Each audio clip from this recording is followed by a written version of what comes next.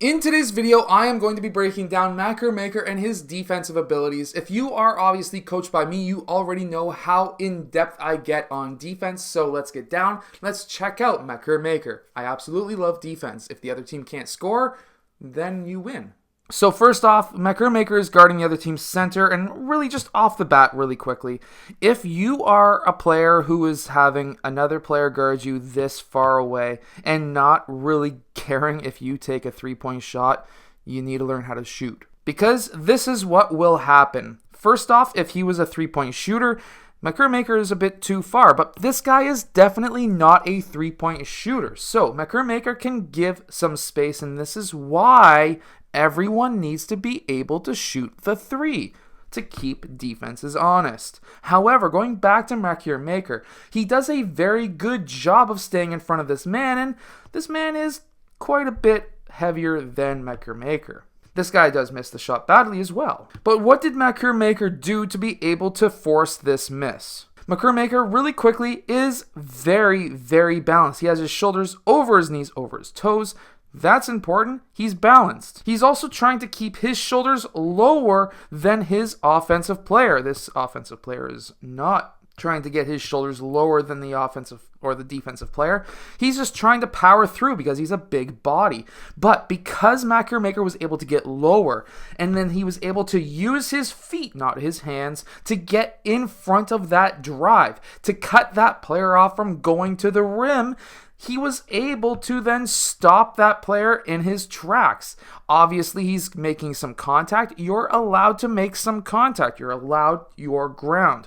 And because of that, Makur Maker is able to go straight up, not block the shot. You don't always have to block a shot, but as long as you go straight up, you're all set. Now, he does swipe a bit there, and at the youth level, as soon as you swipe, whether you make contact or not, referees generally call for a foul. But the pro level, they're a little bit better of referees. And now in this next clip, we have Makur Maker on the left side of the screen, and he right here is able to then pop off of his man. This is very good help defense. This is what you want to do.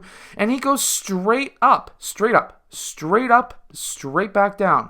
This is not a foul, whether that guy runs into you or not. It doesn't matter because guess what? You are allowed the principle of verticality. You are the owner of your ground. And because of that, because he goes straight up, he does not get called for the foul there, and he's able to get that blocked shot.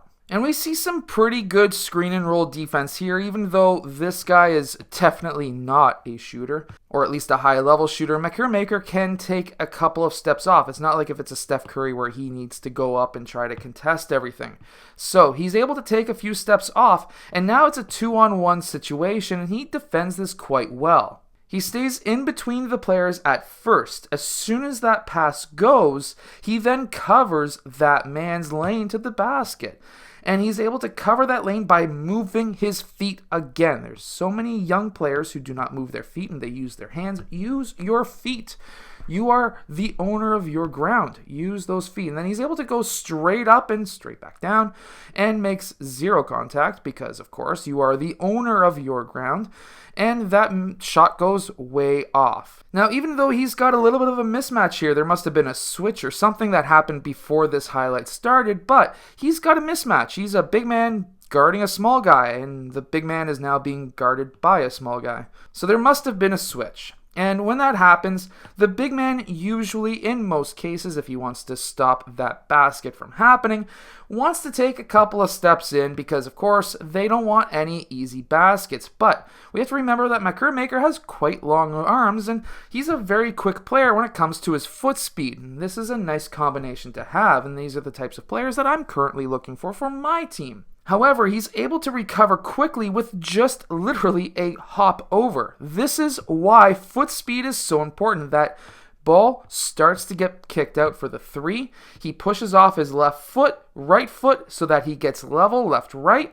He keeps his hand up. This is now going to be a contested shot. It's not going to be a block shot. You don't want to go for the block shot. You just want to contest it to make it hard. You never want to foul a three-point shooter, and that is exactly what Makur Maker doesn't do here. He goes straight up and straight back down and does not foul that player. He contests it, and that's what you want to see. And he has some really good post defense as well. I'm going to tell you right now, no matter how heavy, big, strong, skinny you are, you want to have a wide base. This is going to make it extremely hard for this man to spin around you because he needs to get his foot on the other side of your foot and, of course, then lock you out with his hips and elbow. And by having a wide base, that makes it extremely hard. So right here, he's got his base extremely wide. He's also balanced. He's got his shoulders slightly lower than the offensive player's shoulders as well.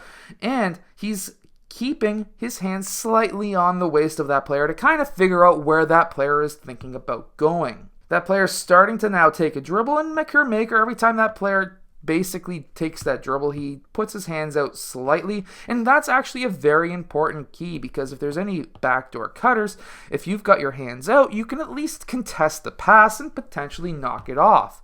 And at that point, he's staying low and wide. That player is not able to go through him, and Makur Maker is able to keep his hands up and stay on the ground for the most part. He takes a small little hop here, but you don't want to take any big hops, and he doesn't do that. He's not going to get caught up in any bad fouls. He does take a swipe here. If he was to get his arms up a bit earlier, he could have got that block potentially. And of course, at the youth level, you would want your hands up a bit earlier, because if you've got your hands up a bit earlier at the youth level, then of course you could get the block, but you don't have to go for the swipe and risk getting the foul call because, of course, youth refs like to call fouls that look like fouls but may not be. And then after that missed shot, watch Makur Maker transition from defense into offense. He was literally the back man here, and now he is leading the break. And if this was a perfectly placed pass, he could have potentially got an alley-oop dunk or potentially a layup or something.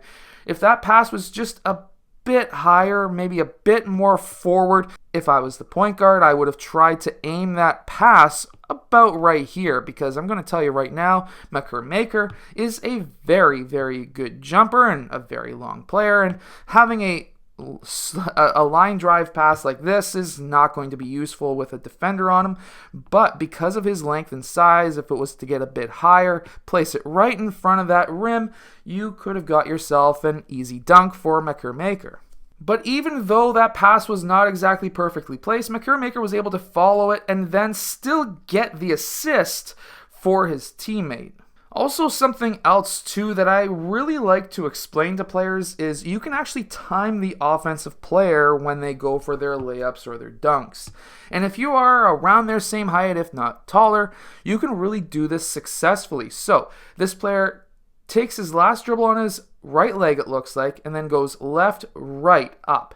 Well, guess what? If you are a defender, you can actually time this. Left foot, he's not in position to jump, so guess what? He's going to go second step, and you can get up there quite easily and block the shot, just like Makur Maker did right there. I hope that you've enjoyed today's video. If you have, hit that like button and subscribe. Make sure to go check out my hardest shooting workout down in the description below, and I'll see you guys again next time.